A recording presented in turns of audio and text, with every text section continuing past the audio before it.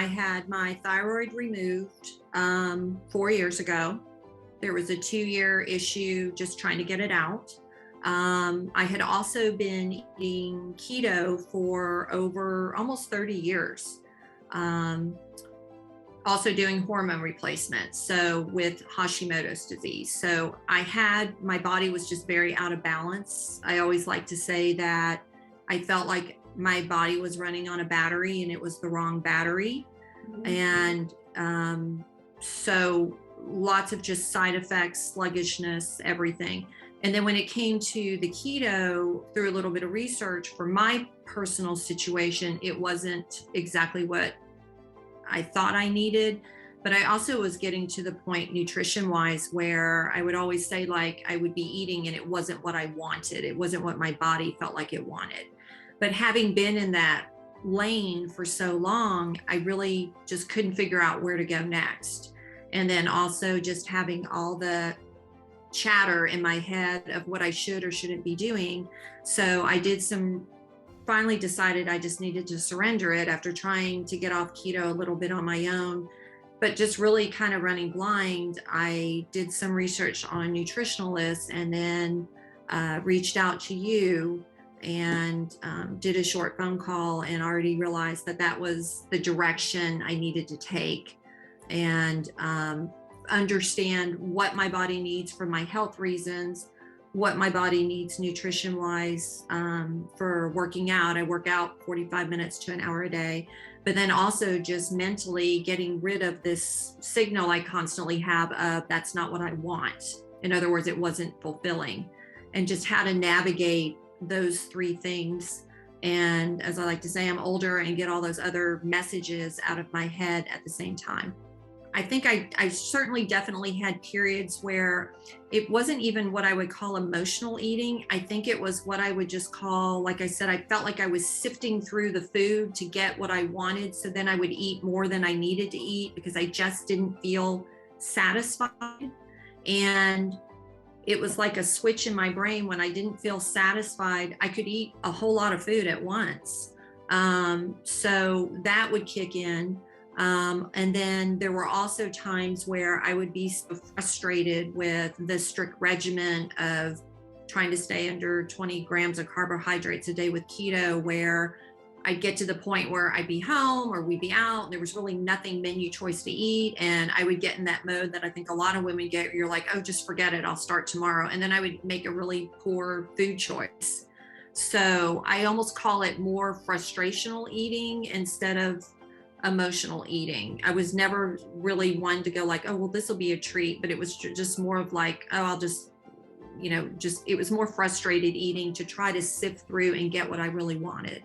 I went into it thinking I needed to know a very strict metrics of you need to eat this many calories and this many carbs and this many of this. I still felt like carbs were going to have to be very selective. So I thought it was going to be a very regimented lifestyle that I was going to continue to live, only I was going to have more information on how to do it. I thought it would include phases and things like that. So what's interesting is I actually, and where you were so invaluable was I actually ended up getting more than what I wanted. And it's so easy to do. Like, it takes no effort to do. That's probably the best way to put it. But I think what's important is, and we may touch base on this longer, is you have to enter into this process, you have to be willing to really expose your thoughts, your fears,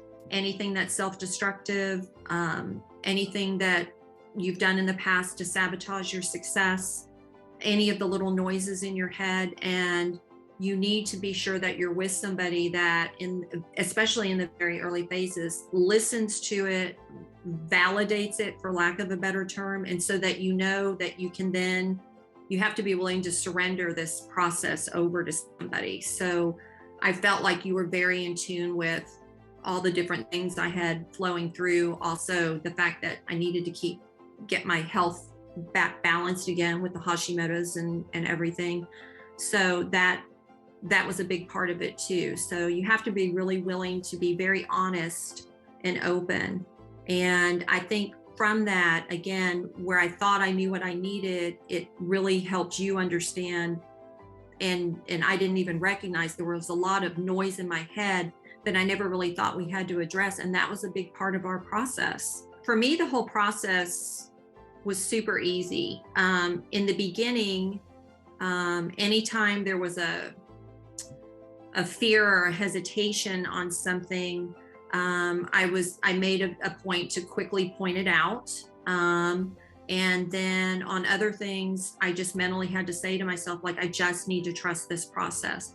For me, very early on, because I was getting to eat foods that I hadn't permitted myself to eat for years, and my body was responding of like, thank you, I've been looking for this for 20 something years.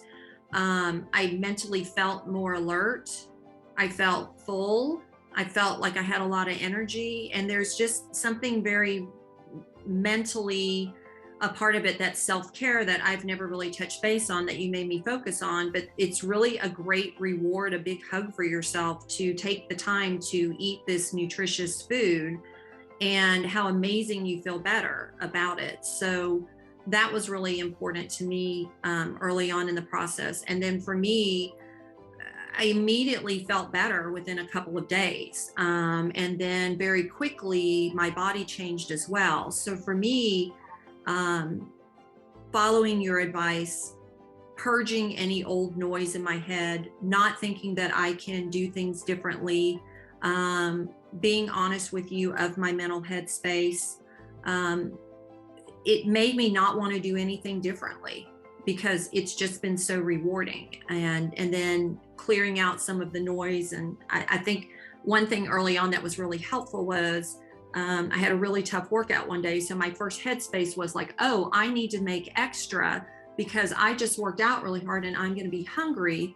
And then sure enough, I put this food out and I couldn't finish it. And I remember your response was, make what you usually make. You can always have more. And so it was that, stop thinking that I know more than what my body's telling me. So it's quieting your mind through the process that I really learned a lot about how to do, and listening to what your body's saying. So for me personally, going throughout this process, even if I was at, like a party or something, I didn't feel really tempted to do anything differently, because I loved how I looked in my dress that night. I loved how good the food was that I had at home to eat. And I was able to make proper choices going out, and not feeling that emotional of, oh, I'm going to feel so much better if I eat this, greasy fried food thing that they're passing around on a platter.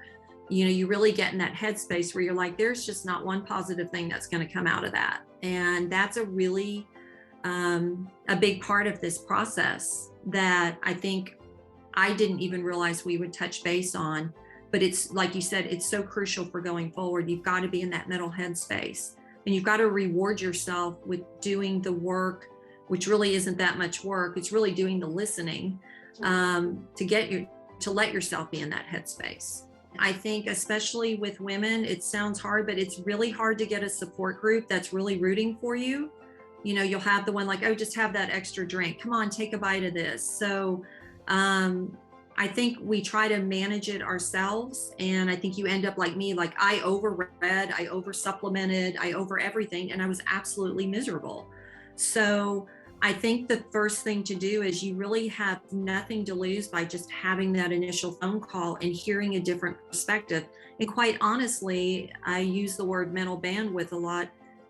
It's so nice that you can offload this weight that you've been carried mentally and maybe physically on somebody else that is an expert in this. And I can't explain how little effort you have to put into this if you just follow some very basic lifestyle habits and mental purging. It's so effortless. And I haven't had one night where I go to sleep upset with myself, or feeling like I failed, or not liking what I looked in the mirror.